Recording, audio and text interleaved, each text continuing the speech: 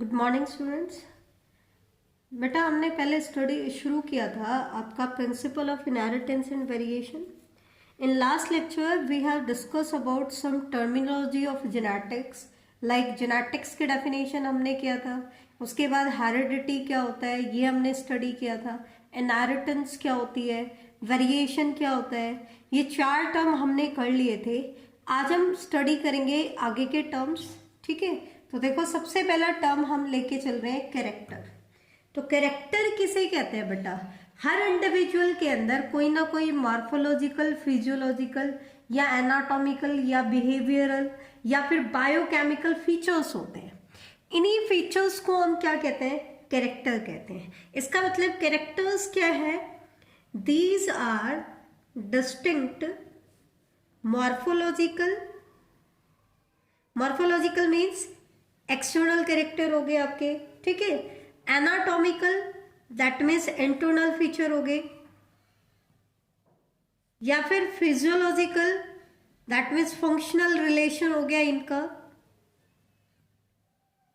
या फिर कोई बायोकेमिकल कैरेक्टर भी हो सकता है बेटा,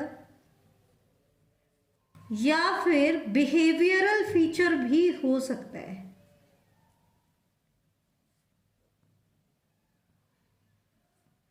इसका मतलब क्या है कि कोई भी मॉर्फोलॉजिकल, एनाटॉमिकल या बिहेवियरल, फिजियोलॉजिकल कैरेक्टर को हम क्या कहते हैं? फीचर को हम क्या कहते हैं? कैरेक्टर कहते हैं।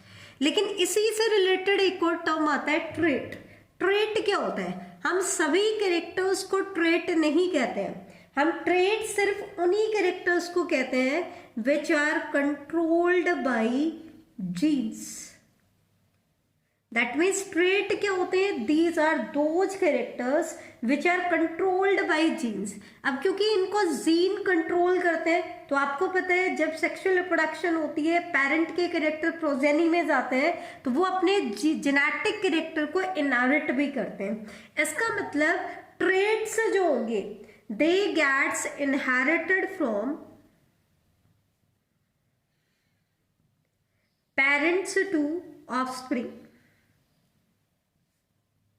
आपने ऑब्जर्व भी किया होगा कि पेरेंट्स के सारे कैरेक्टर जो हैं वो प्रोजेनी में ट्रांसफर नहीं होते हैं, सिर्फ कुछ ही कैरेक्टर ट्रांसफर होते हैं। तो जो कैरेक्टर पेरेंट्स से प्रोजेनी में जाते हैं, जो जीन से कंट्रोल्ड होते हैं, उन कैरेक्टर्स को हम क्या कहते हैं? ट्रेट कहते हैं। जबकि कैरेक्टर क्या होता है बेटा? कोई भी एक्सटर्नल, इंटरनल, बायोकेमिकल, फिजियोलॉजिकल या बिहेवियरल फीचर जो होता है उसको हम क्या कह सकते हैं? कैरेक्टर कह सकते हैं। इसका मतलब क्या है कि सभी ट्रेट तो कैरेक्टर है, लेकिन सभी कैरेक्टर ट्रेट नहीं है।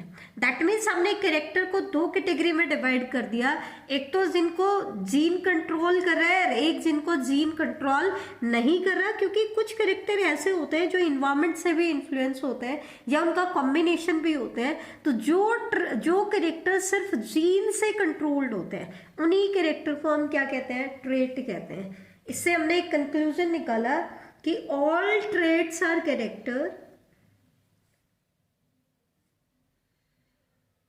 सभी ट्रेट तो क्या है? कैरेक्टर्स है, but all characters are not trait, but all characters are not trait. ठीक है, जैसे कि अगर हम बात करें कि कुछ कैरेक्टर होते हैं, जैसे कि आई कलर होता है, हेयर कलर होता है, हाइट होती है, काफी सारे ट्रेट ऐसे होते हैं। कुछ तो ट्रेट ऐसे होते हैं जो सिर्फ जेनेटिक्स फैक्टर से कंट्रोल्ड होते हैं, कुछ ऐसे भी कैरेक्टर होते हैं जो जेनेटिक मेकअप से भी इन्फ्लुएंस्ड होते हैं और इन्वायरमेंटल से भी इन्फ्लुएंस होते हैं, कुछ ऐसे होते हैं जो टोटली इन्वायरमेंट से इन्फ्लुएंस होते हैं। तो ट्रेट सिर्फ हम उन फीचर्स को कह रहे हैं जो पेरेंट से प्रोजेनी में इनहेरिट होते हैं। अब एक वर्ड आता है कंट्रास्टिंग ट्रेट। कंट्रास्टिंग का मतलब क्या होता है? Two opposite condition. ठीक है, तो इसका मतलब क्या है? ये वो ट्रेट है विच अपीयर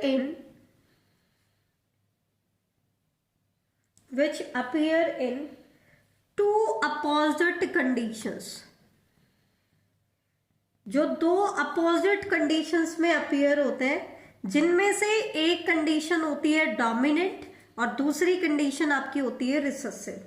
जैसे आपने 10th क्लास में जेनेटिक्स पढ़ा होगा, पी प्लांट के कैरेक्टर पढ़े होंगे, तो आपने कहा था प्लांट हाइट में एक तो होता है टॉल कैरेक्टर और टॉल का बिल्कुल अपोजिट कंडीशन होती है ड्वार्फ। ठीक है, एक कलर्ड फ्लावर होते हैं, ठीक है, और एक होते हैं कलरलेस फ्लावर। तो बिल्कुल जो अपोजिट कंडीशंस होती हैं, उन दो अपोजिट कंडीशंस को हम क्या कहते हैं, कंट्रास्टिंग ट्रेट कहते हैं। ठीक है, जिनमें से एक तो होता है डोमिनेंट ट्रेट और एक होता है रिसेसिव।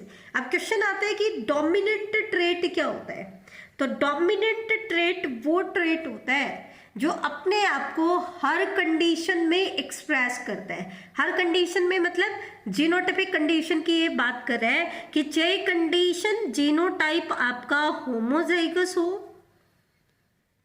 या हेट्रोजाइगस हो, दोनों ही कंडीशन में आपका डोमिनेंट ट्रेट अपने आप को एक्सप्रेस करता है। तो ऐसे trait which express itself in both homozygous and heterozygous condition are called dominant trait. ठीक है, जबकि इसके अपोजिट जो रिसेसिव ट्रेट होता है, ये अपने आप को सिर्फ तभी एक्सप्रेस करता है जब ये ट्रेट होमोजाइगस कंडीशन में होता है। जैसे कि अगर हम मान लें प्लांट हाइट के लिए, टॉल हाइट के लिए एलील है आपका कैपिटल टी और स्मॉल हाइट के लिए एलील है ड्वार्फनेस के लिए स्मॉल टी। तो टॉलनेस का ट्रेट तो अपने आप को कब एक्सप्रेस करेगा, जब ये होमोजाइगस या हेट्रोजाइगस कैसे भी कंडीशन में हो। क्योंकि अगर एक इंडिविजुअल डिप्लॉयड है तो हर जीन की आपके पास 2 कॉपी होंगी, तो 2 कॉपी होंगी तो डोमिनेंट के केस में अगर दोनों कॉपी जो है वो एक जैसी है, डोमिनेंट वाली है, तो भी आपका डोमिनेंट ट्रेट एक्सप्रेस होगा। और एक आपकी कॉपी डोमिनेंट है और दूसरी रिसेसिव है, तो भी आपका एक्सप्रेशन किसका आएगा, डोमिनेंट का आएगा। किसका आएगा, डोमिनेंट का।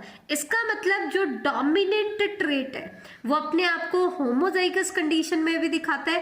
होमोजाइगस मतलब जब ये जो पेयर ऑफ एलील हमने दिखाया है, ये same pair of allele, same allele का पेयर है, तब हम इसको कहते हैं होमोजाइगस। और डिफरेंट एलील का पेयर है, तब हम कहते हैं हेट्रोजाइगस। तो दोनों ही कंडीशन में, चाहे दोनों एलील आपके डोमिनेंट वाले हैं या एक एलील आपका डोमिनेंट है, ट्रेट कौन सा दिखाई देता है, डोमिनेंट दिखाई देता है। ठीक है, जबकि रिसेसिव ट्रेट अपने आप को तब दिखाता है जब वो होमोजाइगस कंडीशन में हो। हमने कहा था ड्वार्फनेस के लिए एलील कौन सा है, स्मॉल टी, तो स्मॉल टी का होमोजाइगस क्या बनता है, स्मॉल टी, स्मॉल टी। तो जो ड्वार्फ ट्रेट होगा वो अपने आप को सिर्फ कब एक्सप्रेस कर रहा है, जब वो होमोजाइगस कंडीशन में। अगर ड्वार्फ का एलील डोमिनेंट टोल के एलील के साथ आ रहा है तो एक्सप्रेशन किसका आता है, डोमिनेंट का। दैट मीन्स प्लांट कैसा आता है, टोल आता है। तो इसका मतलब a character that is expressed in both homozygous and heterozygous condition is called dominant, and that trait which express itself only in homozygous condition is called dwarf trait। ठीक है, तो ये तो था हमारा कैरेक्टर और ट्रेट के बारे में। क्या बताया मैंने, कैरेक्टर कोई भी फीचर हो सकता है, मॉर्फोलॉजिकल, एनाटॉमिकल, फिजियोलॉजिकल, बायोकेमिकल या बिहेवियर। उनमें से कैरेक्टर्स का एक पार्ट होता है trait.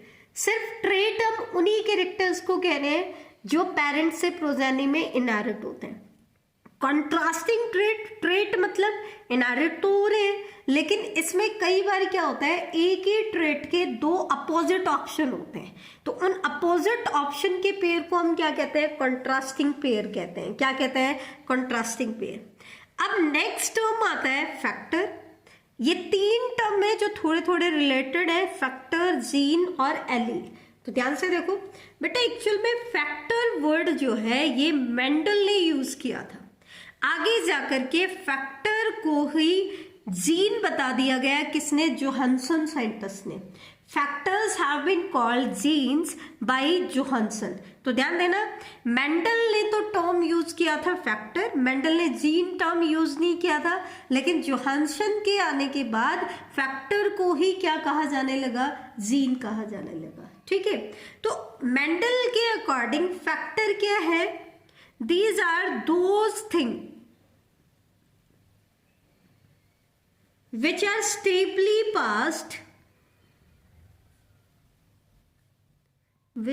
stably passed down unchanged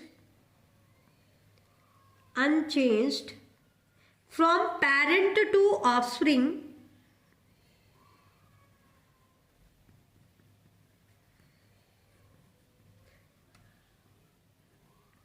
through the gametes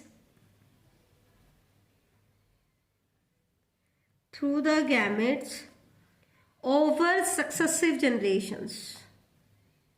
अब ये क्या कहना चाह रहा है, ये ध्यान से समझो, ये चीज बड़ी इंपॉर्टेंट है। ये क्या कहना चाह रहा है कि पेरेंट से कोई भी ट्रेट प्रोजेनी में या ऑफस्प्रिंग में कैसे ट्रांसफर होता है। आपको पता है सेक्सुअल रिप्रोडक्शन होती है तो पेरेंट क्या करते हैं, गैमीट्स बनाते हैं। मेल बनाएगा मेल गैमेट और फीमेल बनाएगा फीमेल गैमेट, फिर इन गैमेट्स का फ्यूजन होता है। इसका मतलब जो इंफॉर्मेशन पेरेंट से प्रोजेनी में ट्रांसफर होनी है वो इंफॉर्मेशन किसके थ्रू ट्रांसफर होगी, गैमेट्स के थ्रू। और दूसरी चीज क्या है कि जो ऐसी कोई चीज जो पेरेंट से प्रोजेनी में ट्रांसफर हो रही है साथ में स्टेबली ट्रांसफर हो रही है। स्टेबली मतलब ट्रांसफर के दौरान उसमें कोई भी चेंज नहीं होगा, पेरेंट में जैसी है वैसी ही किस में जाएगी, प्रोजेनी में। तो ये स्टेबल इनहेरिटेंस शो करे, क्या शो करे, स्टेबल इनहेरिटेंस। तो those thing which are stably pass down unchanged without any change pass होती है किससे किसमें, पेरेंट से प्रोजेनी में, किसके थ्रू, गैमेट्स के through, over successive generation, progeny से उनकी प्रोजेनी में। तो एंसेस्ट्रल कैरेक्टर्स जो होते हैं वो जनरेशन आफ्टर जनरेशन इनहेरिट होते रहते हैं। तो एक्चुअल में जो चीज इनहेरिट होती है, जो स्टेबली पास होती है from parent to progeny and successive generation, वो थिंग क्या कहलाती है, फैक्टर कहलाती है। क्या कहलाती है, फैक्टर। फैक्टर को ही यूनिट फैक्टर भी कहा गया, या क्योंकि इसको इस टर्म को दिया था मेंडल ने तो इसको मेंडेलियन फैक्टर भी हम बोल देते हैं। अब क्योंकि फैक्टर को ही आगे जाकर के जीन बोल दिया गया, जोहानसन ने इसको जीन कहा, तो उसके बाद क्योंकि टेक्नोलॉजी में एडवांसमेंट आई, हमें कुछ और इंफॉर्मेशन के बारे में पता चला, तो आगे जाकर के जीन को कैसे डिफाइन किया गया वो देखो। अब ये चीज तो हमें पता चल गई कि पेरेंट से प्रोजेनी में जो चीज ट्रांसफर होती है वो चीज क्या होती है, फैक्टर, और उसी को हमने कहा जीन। इसका मतलब जो भी बायोलॉजिकल इंफॉर्मेशन पेरेंट से प्रोजेनी में जानी है वो बायोलॉजिकल इंफॉर्मेशन आपके किस में स्टोर्ड है, जीन में। इसका मतलब जीन को हम क्या कह सकते हैं कि they are the unit of inheritance. ये क्या है, यूनिट है जो पेरेंट से प्रोजेनी में ट्रांसफर होती है, इसलिए इनको हम कह रहे हैं यूनिट ऑफ इनहेरिटेंस। ऐसा क्यों कह रहे हैं, because they contain the information, they contain the information that is required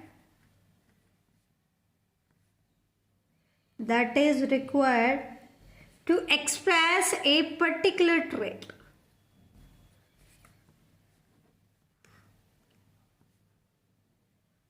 बेटा एक चीज ध्यान रखना कि हमने ये तो कह दिया पेरेंट से प्रोजेनी में गैमेट के थ्रू जो चीजें ट्रांसफर होती हैं उनको हम क्या कहते हैं, जीन या फैक्टर कहते हैं। लेकिन सिर्फ ये चीजें इनहेरिट ही नहीं होती हैं, वहां जाकर के अपने आप को एक्सप्रेस भी करती हैं। क्या करती हैं, एक्सप्रेस भी करती हैं। इसका मतलब जीन के पास वो बायोलॉजिकल इंफॉर्मेशन है जो हमें चाहिए, जो इंडिविजुअल को चाहिए, किस लिए, किसी भी पर्टिकुलर ट्रेट को एक्सप्रेस करने के लिए। तो ये आपकी एनसीईआरटी ने जीन के डेफिनेशन दिए, 2 पॉइंट दिए कि gene contain the information that is required to express a particular trait and gene is the unit of inheritance. और कई बार क्या होता है, एग्जामिनर आपसे पूछ लेता है कि जीन का फंक्शन क्या हो सकता है, तो आप बता दोगे कि जीन का फंक्शन क्या होता है कि इनके पास बायोलॉजिकल इंफॉर्मेशन होती है जो हमें किस लिए चाहिए, किसी भी पर्टिकुलर ट्रेट को एक्सप्रेस करने के लिए। किसके लिए चाहिए, किसी भी पर्टिकुलर ट्रेट को एक्सप्रेस करने के लिए। अब एक टर्म आता है एलील। एलील जो टर्म है ये दिया था बैटसन साइंटिस्ट ने, ध्यान देना बेटा। फैक्टर टर्म किसने दिया था? फैक्टर दिया था मेंडल ने। जीन टर्म दिया था आपका जोहानसन ने, बोला था सबसे पहले फैक्टर को जीन कहा था। उसके बाद एलील टर्म किसने दिया है? बैटसन ने, ठीक है। अब एलील क्या होते हैं बेटा? These are the slightly different form of the same gene, slightly different form of the same gene. कई बार क्या होता है, एक ही जीन की स्लाइटली डिफरेंट फॉर्म होती है, ठीक है। तो उन स्लाइटली डिफरेंट फॉर्म को हम क्या कहते हैं? एलील कहते हैं। अब क्वेश्चन आता है कि एलील्स की फॉर्मेशन क्यों हुई? तो हमने पढ़ा था ट्रेट, दो टाइप के कंट्रास्टिंग ट्रेट के बारे में हमने पढ़ा था। अब ट्रेट तो आपका एक ही था, जैसे हमने एग्जांपल दिया था प्लांट हाइट का। इसका मतलब ट्रेट तो आपका एक ही है, प्लांट हाइट। इसका मतलब इसके लिए जीन क्या है? सिंगल जीन है जो प्लांट हाइट को कंट्रोल कर रहा है। लेकिन यहां पर दो कंट्रास्टिंग ऑप्शन थे, एक तो टॉलनेस के लिए अकॉर्ड कर रहा था और एक किसके लिए अकॉर्ड कर रहा था? ड्वार्फनेस के लिए। किसके लिए? एक टॉलनेस के लिए और एक ड्वार्फनेस के लिए। तो ये जो एक ही जीन के डिफरेंट फॉर्म्स हैं, एंड डिफरेंट फॉर्म्स के लिए क्या चाहिए? एक ही एलील की, जीन की स्लाइटली डिफरेंट फॉर्म हमें चाहिए।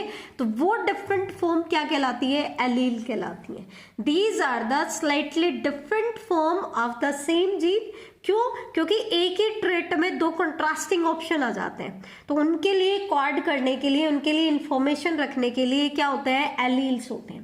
एलील्स क्या होते हैं? एक ही जीन की दो स्लाइट डिफरेंट फॉर्म होती हैं, ठीक है। बेसिकली तो दो ही होती हैं, लेकिन आगे आप एक टॉपिक पढ़ोगे मल्टीपल एलीलिज्म। वो हम कब कहते हैं? जब एक पर्टिकुलर जीन के मोर देन 2 एलील्स हो, तो उस कंडीशन को हम कहते हैं मल्टीपल एलील्स। जर्नली एक जीन की दो कॉपी होती है, दो स्लाइटली डिफरेंट फॉर्म होती है, तो दैट मीन्स 2 एलील आपके पास होती हैं। और ये जो एलील होते हैं दे कॉर्ड फॉर मतलब इंफॉर्मेशन रखते हैं किसके लिए? A pair of contrasting trait के लिए।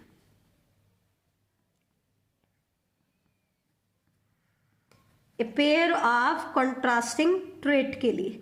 अब क्योंकि आपके ट्रेट दो थे, एक तो था डोमिनेंट ट्रेट और एक था आपका रिसेसिव ट्रेट, तो उसी हिसाब से आपके एलील भी दो हो जाएंगे जो इन दो स्लाइटली डिफरेंट ट्रेट की कॉपी के लिए कॉर्ड करेंगे कंट्रास्टिंग ट्रेट के लिए।